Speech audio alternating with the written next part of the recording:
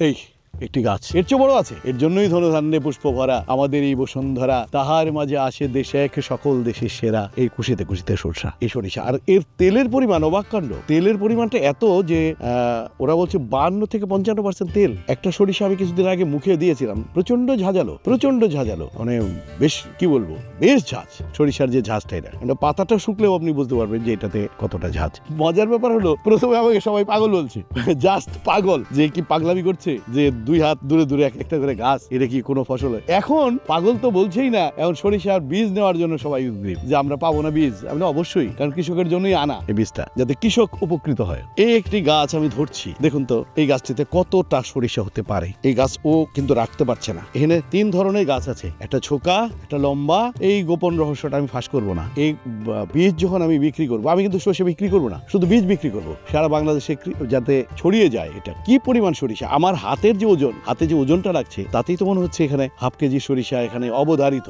দেখুন সাজারো কাটা, একদম সাজারো কাটা, ফুলের মতো ফুটে আছে সব, এক অদ্ভুত। আপনি অবাক হয়ে যাবেন, এর যে শিকড় এত মোটা। আপনি একটু নিচে দেখুন, এই গোড়াটা দা দিয়ে কাটতে হবে, এছাড়া কোনো উপায় নেই। এটা কাঁচি দিয়ে কাটার মতো না, টেনে তোলার মতো না।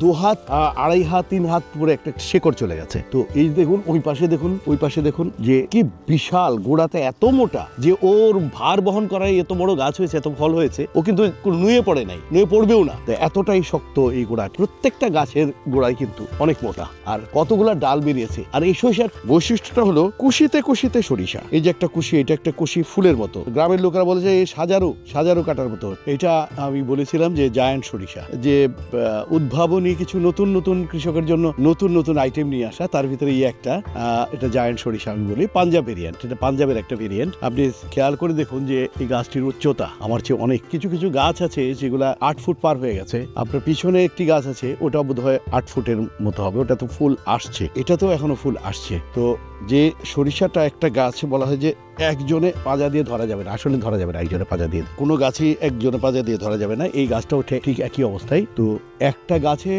যাদের কাছ থেকে আমি এনেছি, বিকাশ দা, উনি বলছেন যে 800 গ্রাম থেকে 1 কেজি সরিষা। তো আমার এখানে 20 শতক জমিতে 2000-এর মতো গাছ আছে, একটু ঘন লাগিয়েছি ভয়ে। তো এই 20 শতক জমিতে আমার চাচা একজন, উনি অর্থনীতির ছাত্র, তো উনি এসে গাছ টাছ গুনে বললেন যে যদি 300 গ্রাম করে সরিষা হয়, তাহলে 2000 গাছে 15 মণ সরিষা হবে। তাহলে ভাবুন তো, যে 20 শতক জমিতে যদি 15 মণ সরিষা হয়, 10 মণ সরিষাও হয়, তাহলে কৃষক কি অন্য আবাদে যাবে?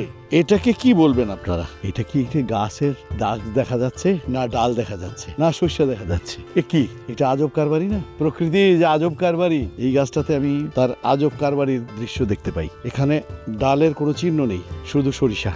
ডালের কোনো চিহ্ন নেই, ডাল দেখা যাচ্ছে না, শুধু সরিষা। এরপরে এসে ছোকা।